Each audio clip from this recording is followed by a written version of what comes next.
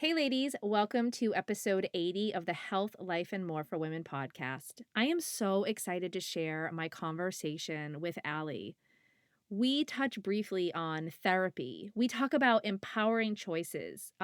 We definitely dive into the problem with diet culture and the moving target that beauty standards are.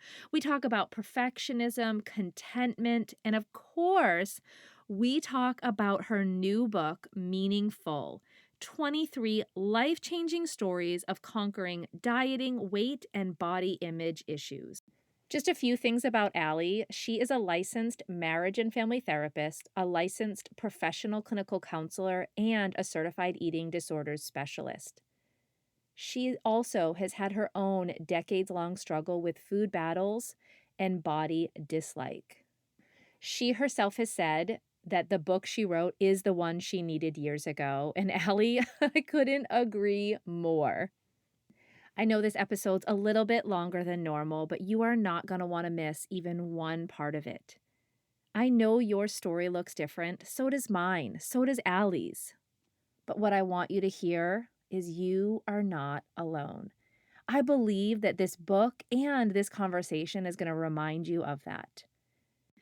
Just a quick disclaimer to let you know that the contents of this episode is not meant to serve as treatment or therapy.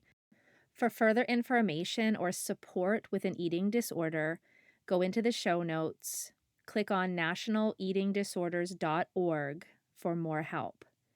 If you currently are struggling with disordered eating, chronic dieting, yo-yo dieting, or feeling just obsessed with food and your weight, head into the show notes, book a one-on-one call with me, your host, Jennifer D'Amato. I'm an intuitive eating certified coach, and I would love to help you break free from diet culture. All right, ladies, let's dive into the episode now. Welcome to the Health, Life, and More for Women podcast with certified life coach, mom of four, and just all-around lover of all things 80s, your host, Jennifer D'Amato. Buckle in. Let's get started. Alli, thank you so much for joining me on the podcast. Thank you for having me. I'm excited and honored. Oh, right back at you. I feel exactly the same way, excited and honored. And I would love to. We're going to talk about this book that you released, this MeaningFULL. But I would love you just to share a little bit about yourself and, what you do and what makes you you. Oh, wow. That last one is a big one. So I'm going to go to the easier. My name is Alli Spotts-De Lazzer. I am a licensed marriage and family therapist, a licensed professional clinical counselor, a certified eating disorder specialist, and a certified eating disorder specialist IADEP approved supervisor. That is ridiculous to say. I love it all, though. In Los Angeles, California. I do have a private practice there. On the advocacy and activism realm, this book is a huge piece of my heart. So I'm just so grateful that it's getting out there. I mean, waiting for a book to come out is, when you ask to work on something like patience, oh my goodness, do you get it? Yes, I agree. But also in line with kind of the predecessor to this book was something called Shake It for Self-Acceptance, which is a movement with a message where we embody the message of Shake It for Self-Acceptance. And so that really helped lead us to this book. And so I can't leave that out when when I'm introducing. Yes, I created that, but you know what? Nothing happens without a community of amazing people, hearts, minds, and souls. When you get a whole bunch of people with passion together, the most amazingly magical things happen. That is so true. That is so true. And you're currently still practicing, Alli, right? I'm sitting in my office right now, right after I hang up with you. I'm quote unquote going to work, but you know what? It's the booking of time that's the work. It's not the relationships with people. I think that's something that people don't understand about therapy is, yeah, you do pay for the person's expertise and time. Because a lot goes into becoming a professional with your job too, but not the care, that relationship If you don't, I'm going to say this to your listeners. If you have a therapist and you don't feel trust or a connection, find one that you do, because the relationship is so important. It's not just about receiving protocols, it's about real growth. And how do you grow if you don't feel safe? Oh, so Allie, I'm so glad you say that. I always say to people, I know I'm not for everyone, and I'm sure you feel that way too. Just Oh, I know I'm not for everyone. and that's okay. That's really okay. I think that sometimes we forget that we are empowered on that side to make that decision that this is not working for me. I'm not having the progress, Yes. and that the power can come from saying I need to find someone who can get me there. You know what? Even with medical, I remember a while ago, I was just given through my insurance, given this doctor, and boy, oh boy, did we not click. And I was like, nope, not going to happen, because I don't feel safe. I don't want to share. And this is not the person who's going to hold my health for the rest of my life in their hands. So I shifted, and I got literally a unicorn, a magical unicorn. We see different unicorns for doctors, but I'm glad that there are some unicorns out there. And okay, I really think this speaks to a lot of our heart of breaking out of the box. Because Yeah, here's the thing, the box, and I'm going to say this, the box is what diet culture has established. The box is how body ideals, how the body should look.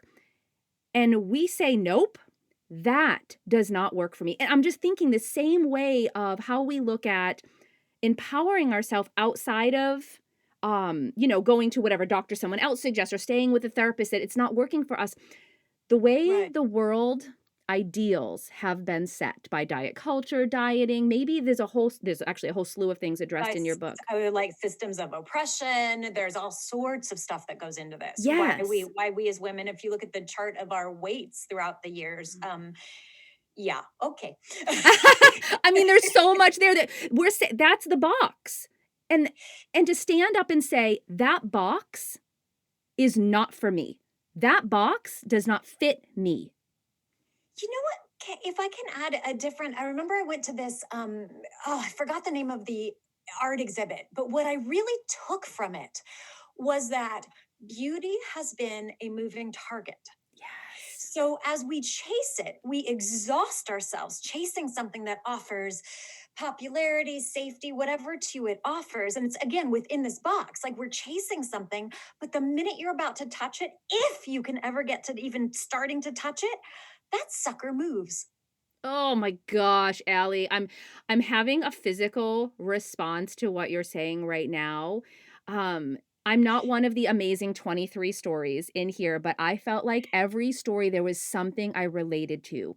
Something that I was like, I feel that. I resonate with that. I'm nodding my head, or I'm literally tearing up with it, so much emotion of I was there. I get you. I see you. I hear you. And it Mm, was for me, that I was kept trying to reach this ideal, this target number, this target size, this target look. And I actually felt like, oh, I'm kind of there. I'm touching that a little bit. And then it moved. And oh, it broke me. That's what yeah. absolutely broke me. I just shared on a podcast episode about losing it all. And it wasn't losing the weight, it was losing everything that I thought I needed, everything that contributed to trying to reach this ideal. What did you, if I can ask, what did you think that the ideal, if you could reach it after you've exhausted yourself climbing the mountain to reach it, what was it supposed to offer you? That's a great question. And then if I tap back in, because I've really thought a lot about this, is Yeah. I think it was like this nirvana of happiness. I was going to be content in my life. Everything was going to be perfect. I was going to, have better sex. I was going to be Yeah. seen as someone who was someone to pay attention to. It was going to give me almost an authority in Yeah. my field because I look this way, because of my size, because of my waist and my thighs and my chest and my upper. I'm telling, like, I think that's really what I believed in my heart, because I'm like, why else did I keep doing this? And that's what Right. hit me, Allie, was when I got to the weight that I thought I was supposed to be, or close to that, I literally experienced none of it. I'm sorry. I always giggle when truth just sits like truth.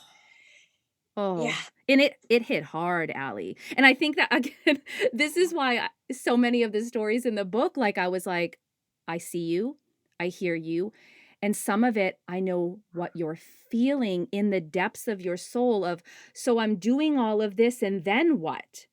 And for what?" Right.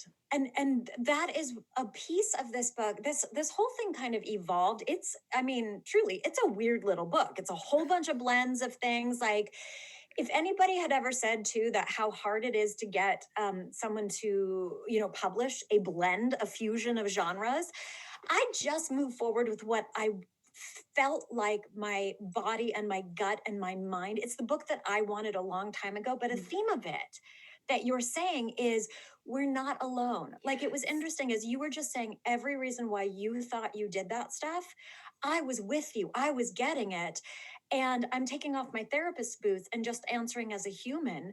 I've thought a lot about why did I spend so many years pursuing these things? And for me, a big piece of it was about safety. Somehow I just thought people wouldn't pick on me Mm. or be mean to me or bully me or have negative things to say about me or I'd be accepted or, Mhm. the list goes on and on. But for me, the underlying piece was if I can get there, if I can be societally acceptable, then I will be safer, if not fully safe. Mm. And it did the opposite. Yeah. And that's the part where I'm like, you know what? Many of us are safer understanding what naturally happens to a woman's body as we age Mm. and not fighting it. Many of us are safer knowing that our bodies are not meant to be. There's that in the book, it talks about that fabulous ASDA video, the poodle science video, Mhm. where we're not all meant to be the size of a poodle. If we're a bull mastiff, if we're a Yes. chihuahua, Yes. like the BMI is the poodle. Yeah. Yes. So many of us are not, we're simply not meant to chase that beauty Mm. standard. It's physically impossible. We're not meant. We will end up in an unsafe zone while we're trying to be safer. It's Mm. so confusing. Yeah, I Does that agree. make sense? Yeah, it does, it does. One of the stories that's coming up for me, it was early on in the book, it was this dancer, and first of all, my daughters dance, and I actually pulled them out of that world for several reasons. One of them was the body image issues that, from ballet that I really Mama, the oh, mama former dancer. That's the yes, story. yes. So, she said something in there, and in I love it. She said, "Shit's never going to be perfect." I was like, "Yes, girl. It's never gonna be perfect." And the last part where she ended on that was, "It's about feeling content." That word just sat with me. Like, what if we're just content? Like, things are I'm okay. I'm just Yeah. I'm happy with where I am right now. And maybe it's not happy. Happy's outside the bell curve. Content Tent.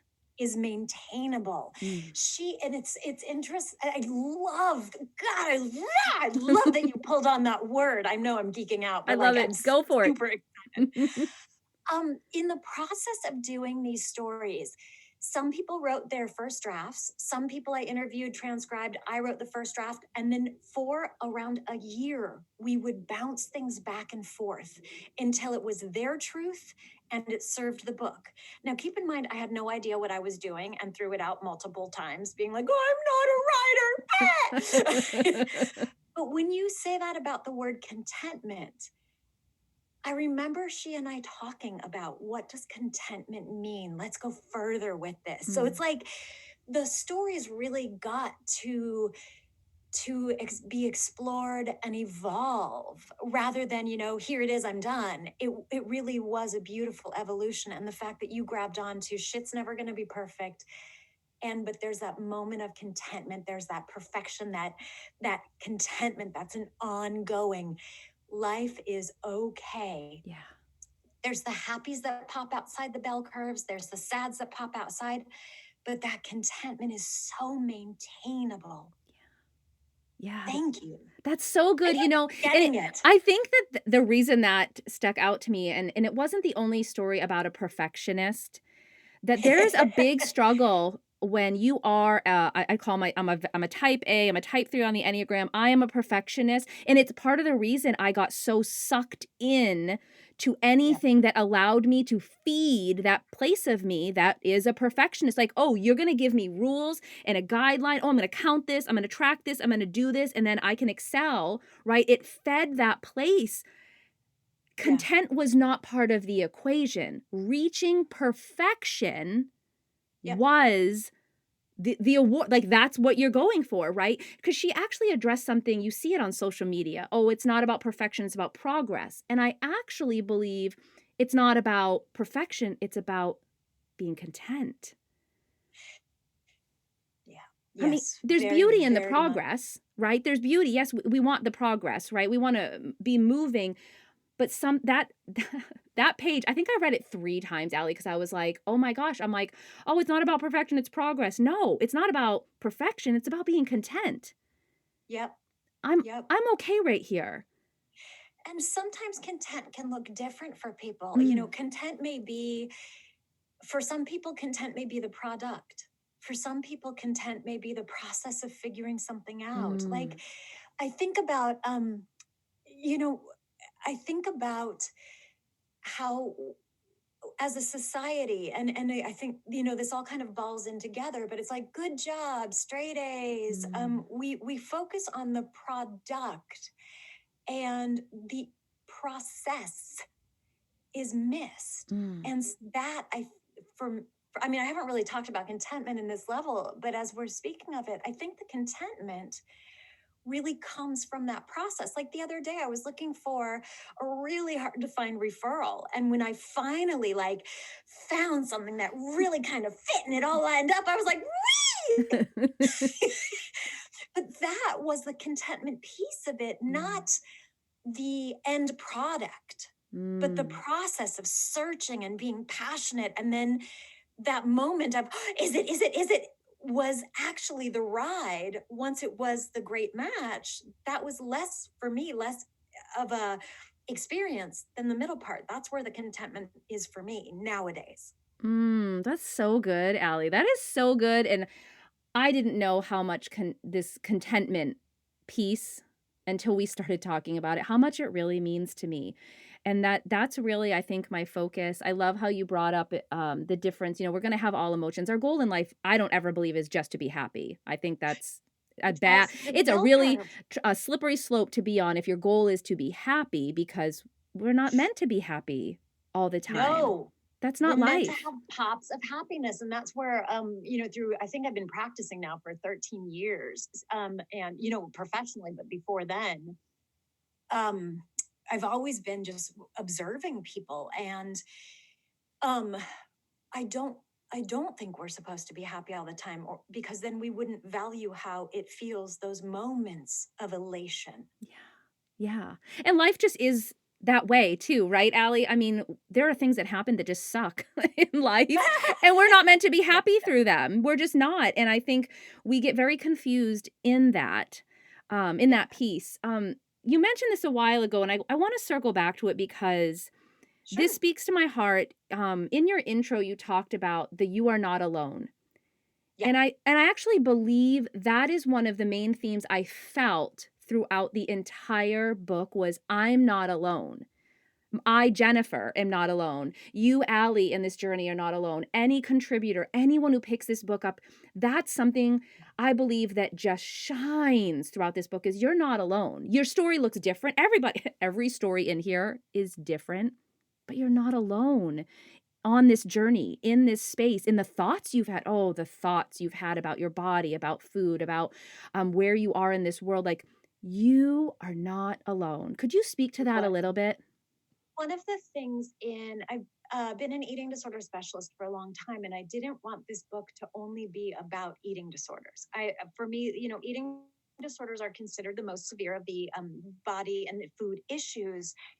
But no matter where you are on the spectrum of, quote unquote, normal struggles up through serious clinical struggles, we're all struggling with similar things and what's underneath it. Mm. The behaviors may look different but similar, but what's underneath it? And so whether that's so I thank you for bringing that up. That was very much guided by gut as this evolved. I don't see a lot of diversity in literature at this point about eating issues, eating disorders.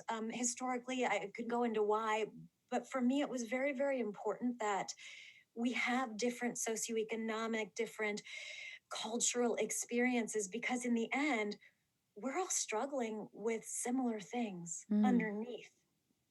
And that's the part where, I'm that ridiculous optimist that feels like we are far more united and similar truly than we are different. It's just when we access each other by saying what you should think and that you're wrong, and that's where the divisiveness comes. But if you get underneath each person's fear of, why they're saying what they're saying, we're far more alike. Why they're fighting for and saying you're wrong, Mm. is usually, if you can get underneath, far more similar than different. Oh, They're both scared. Allie, you speak to my heart, like right to my heart. I believe there's this piece of us that longs for belonging, that longs for community. And again, I know that's that part that you bring within the context of such diverse stories, of bringing in things from, I mean, people I may not have sat down with, that may not be part of people, I get to hang out with on a regular basis, and I felt like I got to hang out with them and sit with them and hear, like, hear them. I wanna say that. I'm gonna say it 3 times, and maybe it'll get through, like, to hear people. People want to be heard. Yeah. I mean, I know what it means to be heard. I know what it means when you don't feel that you're being heard, and especially when in silent ways, I hope this makes sense, and in actual ways, you're not being heard. Like, you try to speak. Maybe it's our body, something's happening, and yet no one's listening. No one's seeing it. They're not willing to speak out. I just spoke with a young woman recently who, in her entire eating disorder, the time that she was in the midst of the worst part of her life, no Yeah. one no one said anything. They praised her for her weight loss. They thought, "Oh man, you're looking Yeah. so good." It was actually a mentor who finally heard her Yeah. and spoke to her, "You're not alone," and found a way to help her, get her Yeah. into that place so she could get healing, because her Yeah. body was speaking. No one was listening. No one could hear what it was saying. And that loops us back to the diet mentality. We need sometimes to be heard, we need to be in an attuned Mm. environment. And sometimes we are not given attuned environment, whether it's our work, whether it's sometimes as we're growing up, friends we pair, just not going to see you or hear you for who you really are.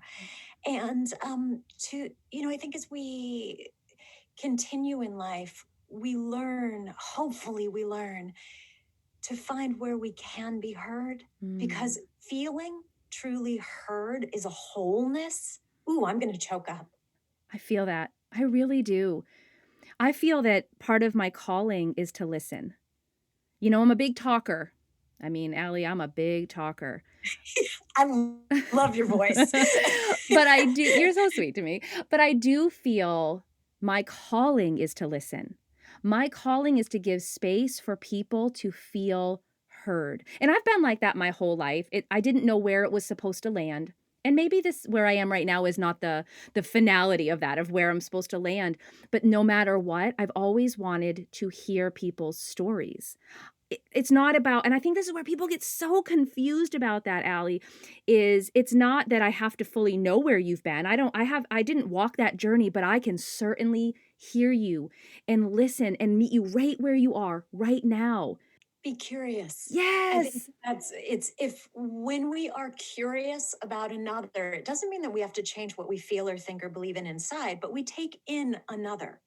And Yes. that is listening. That is attunement. Oh, And yes. I learned, it was funny when I reached out to the gal who, I don't want to spoil any of the stories, but there was one story in particular that when I reached out to her, because she's actually been in a very, very, very thin body her whole life. Mm-hmm. She cannot gain weight. And so I think she taught me so much because I know she has thin privilege, and I recognize that this can be like, this is probably the story that got the most pushback. Mm-hmm. But it was important also because she's shamed for her body. Even like, so Yes. it's like, it's so funny, like, goodness gracious. But she taught me so much about how it affects her, this, body shaming in a different way. Yes. How much happens on a daily basis, how hurtful you skinny bitch Yep. actually is when you hear Yes. it your whole life. Yes. Oh, I had an awakening of that. That was so relatable because I actually had a friend in that position. And it was something she shared with me many, many years ago that changed my life and changed my view of, wait a minute, I'm struggling, you're struggling, and we look completely different. How is that possible? And it just got those wheels turning that Yeah. maybe I don't understand what I don't understand. Like, I don't know.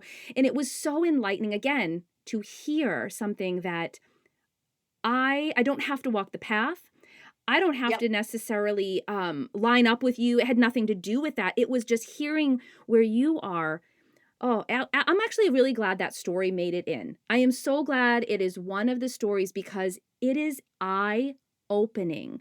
I was so blessed with, and I don't mean blessed in a religious way unless you want to apply it in a religious way. It's just like, it's a perfect word for the hearts and the minds that I asked if they were willing to share a story. Now, keep in mind, these people got nothing back but a year of revisions with me. Yeah. Like, bless their hearts. They just wanted to see if they could contribute to something that might do good in the world. And if their experiences were to help other people, they were down with it and they trusted me. And in that way, when you're talking about this curiosity, honestly, I feel the one that's blessed because I Mm. got to learn so much about their lives, about different cultures, different backgrounds, different jobs, different religions, different, whether it made it in the book or not. I know the wholeness and the diversity of the human beings, whether they're anonymous or identified. And I'm just so fortunate that human beings, we are so diverse and yet so very connected when we get rid of our defenses and just talk. Yeah. Yeah. And this book really serves well conversationally. I actually think this could make an amazing book study, but that's probably a whole other conversation for another day because I have really been Someone's doing thinking. it. I know it you're doing it now? I'm not, but somebody just Oh. emailed me and said, I think I'm going to use this for a book club and study it. It absolutely serves so well to talk about these stories, and again, continue the conversation. I know the conversation in my own head. I know the conversation I've had with you because I probably messaged you, like, out of control because I could not handle how good this book is and how much it's speaking to me, but I thank Oh, you for thank that. you. But I do think the more we talk about it, the more we shine light on it, the more we're willing to listen, that's when we're gonna see bigger change. I Yes. mean, I'm part of a wonderful, ginormous community of people who want this change, who want to see healing happen, who want to change the way bodies are viewed, the way food is viewed, this ideal, all of this, smash it, squash it, get rid of it. Like there's an entire community, but there's also a much larger community, I feel, who's not even aware that there's a whole other way to live. And oh, you just know. Okay, so here's my sneaky that I probably shouldn't stay on a podcast because this is sneaky. But one of the buried pieces, first of all, the education is all buried. I cannot stand being preached to or educated. So the information is buried. You can pick, you can choose, you can toss it. Like, there is nothing in here that is forced upon any reader. Mhm. So, one of the things why I really wanted to do this book, this was an underlying thing that you cannot say on any back book cover. There are so many people out there that I meet in every day and always have. I've been around people with eating stuff my entire life, and I live in Hollywood. So, okay, hello. Mm. A lot of people are looking for the right diet when actually they don't realize how much of their life and their quality of life they've lost to trying to find the right diet. I'm not saying they have an eating disorder, although some do and are absolutely shocked. Part of having an actual eating disorder will be something where you don't realize you're actually sick. That is kind of part and parcel to it. There's a fancy dancy name to it. We don't need that. The important piece is many people won't realize that they've actually gotten sick. And that's one of the reasons I did such a broad spectrum of conquering on this is whether you have a little case of body dissatisfaction, which, I don't really see anything as little or big in this, and I'm not making a pun on words. Like, if it's in the way of your quality of your life and your happiness, it's in the way. Let's see what we can do. Yeah. All the way up through. I want people to also read it. And some of the beta readers, I had promised myself if this helps one person in these 3 years, and all these tantrums have been worth it, because I truly did not know what I was doing, really. I had to keep getting guidance. And that was, it certainly is humbling, but exciting to truly hit that wall and be like, I have no idea what I'm doing. And I know this sucks and I don't know how to fix it. And then have to find someone to help. But I had one beta reader who flat out said, I think that I am going to see a specialist therapist. I'm not saying I have an eating disorder, but I'm saying this has been far too powerful in my life. And I want to check it out. Like I got chills. That's what I want. Yeah. Oh my gosh. Yes. I lost so many years and so many memories, true, full, amazing memories that I remember in the book. It talks about, I remember my dress size or my weight size, but I actually don't remember who I'm with, what it was, why I was there. Like, there's cool stuff, but I really don't know what it was because I don't have that memory. Yeah. I would like to help people not lose so much of their lives to this. Also, I hope that some of the, medical community, although we're trained for we all know the BMI is a scientific formula that doesn't fit everyone. If a elite athlete can test out as overweight or quote unquote obese, the O words, then it's probably not the most accurate measurement when you think about that. I think about So that a just lot. me too. So even to get people just thinking in a wider way about what is health. Yeah. It's not just your laboratory results. It's not just your weight range. It's your energy, your social connectedness. If you want to be isolated, okay. But if you don't want to be and you are, that's probably not so healthy. So that's something, Yeah. what's in the way of more of the meaningful and fulfilling life that you want? Because that's where true health is, I believe. There's the sleep, there's the all that stuff, but then there's life factors that also throw into quality. Sometimes I think about the centurion studies and some of the things they attribute their long lives to, and a big piece is genetics, but I also think a really big piece is joy. Yeah. Oh, Allie, you're just speaking right to my heart. The work I do with women is called Redefine Your Health. And I think one of the Beautiful. biggest things that's lost is someone else has been defining what that looks like for you for all too long. Our looks, our health, especially women. I don't want to be a puppet. Yeah. I gave up. I mean, for me, I wear a dramatic lipstick because I love my dramatic lipstick, and that's it. And it's been that way for many, many years. And that was one of my kind of stances against people defining what I should look like. I use Dial soap instead of any sort of like face cream or moisturizer. Like, I don't want to be told how I do this. Yes. Yes. Oh, I love it so much. Okay, one of the last things about the book I want to touch on real quickly here is, and I want people to hear this because I can't say it was your heart because I don't know, and you can help clarify that. But I felt the heart of this for me was hope. This entire book, I felt that hope was exactly what was infused with everything you did. I hope so. That was not a play on words. Um, truly, no, seriously, like, why not focus on hope, connectedness? I think those are probably the two things that I wanted the most of in there is connectedness, hope, and the third is probably voice. And I just came up with that as we were talking, but those are the things: connectedness, hope, and choice. There is always hope. Mm, I was sick long enough where, according to the studies, I probably should be dead, but I'm mm. here. Yes. Hello, people. Yes. Yes. Yes. Well, Allie, I'd So there say is you always hit hope. the nail on the head for all three. You absolutely did. Absolutely hit the nail on the head because that is exactly what I took away from this book right there. And again, from different perspectives, I feel like sometimes I was reading it just as Jennifer. Sometimes I was reading it as a mom of 4 daughters in this world. Sometimes I was Mm. reading it as the practitioner. Sometimes I was reading it as the best friend. Like, I really believe you absolutely captured all of those from every perspective that I felt like my brain and heart went through in the reading of these stories. Oh my gosh, you make my heart swell. Mm. Seriously, thank you, thank you. And I also have to give credit to the readers along the way. Again, nothing really happens. I have 2 eyes, but along the way, there were so many eyes and so many hearts. And there were times occasionally that I didn't realize it, but I had gotten on my own little, this is what I believe, and this is right. And I tell you, every single time someone nailed it and told me a story that completely opposed it. And that loops back to the hope piece. Mhm. None of us can profess to have the formula for you and your Yes. meaningful life. Yes.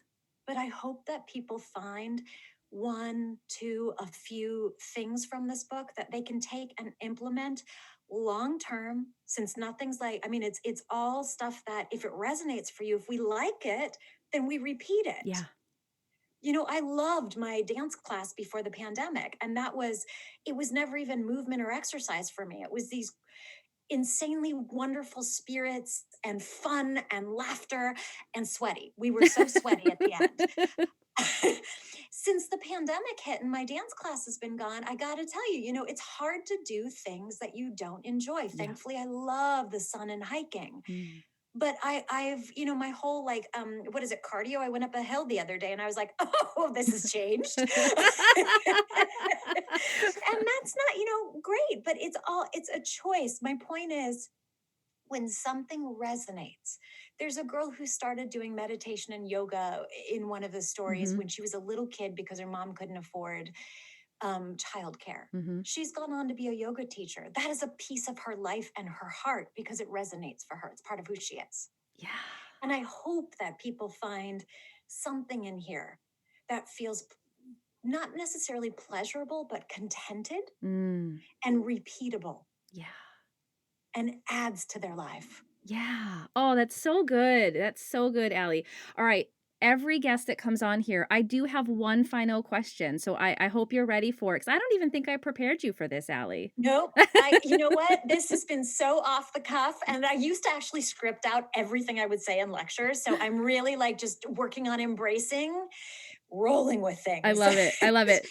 We're all on our own journeys too, even though I'm a therapist and all of that stuff. Come on, we all have our own stuff. Mm. All right. Well, this one's just for fun. So I hope you're ready for a little bit of fun before we're done here. All right, All right. you completely didn't prepare me. Let's do it. If you could have one superpower, Allie, what would it be and why? I think that I would unlock people's minds that are stuck to be able to see things differently. I'm gonna cry. Dang it! That was so good. That was so Now I'm jonesing on that one. That's going to be my fantasy. Oh, I think I'm gonna sit there with you in that one. That's really, really good. Ooh, no, you caught me off guard. I love it so much. Open. That's so good. That is brilliant. And I just imagine what would happen, what could be possible for people when you have that superpower and you could do I'm gonna sit with that one, Allie. That's really good. Mm, pretty good for off the cuff. Oh, I panicked for a moment. But it felt like that is a superpower I think every day I wish I had. I work really hard too, but it doesn't always work. And you're right. That would be, just to have a day in the world where we all could do that. Yeah. Yeah. Who Jen, knows, Allie? you are an absolute light. And for anyone who is newer to Jen, I also we met actually online, and her light her enthusiasm. You can feel when someone's genuine, and that's the contagious part. And I'm so grateful to have met you and that you fell in like with Meaningful, because it has brought us closer, and just thank you. Oh, thank you, Allie. I'm honestly humbled and honored. And I'm just freaking happy that I sat down. I gave me time to read this book so that I could meet you and talk about something that I believe is going to be part of changing the way we see the world, the way we see ourselves, and just infusing such hope into people that might not be feeling as hopeful right now. So thank you so much.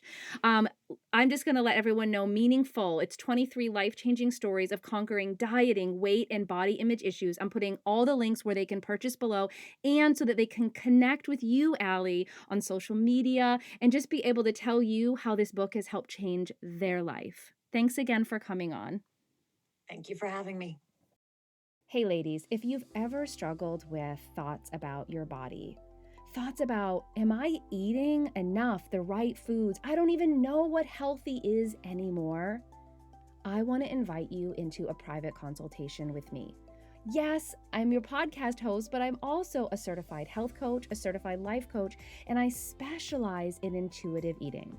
I would love to talk more about where you are in your health, what your desires and goals are for it, and find out if working together is the best step for you. All you have to do is go into the show notes, click book a consultation, pick the time and date that works for you, answer a few questions to apply, and the rest is up to me. I'll give you that call. We'll talk. It's all about you and meeting you exactly where you are. I look forward to talking.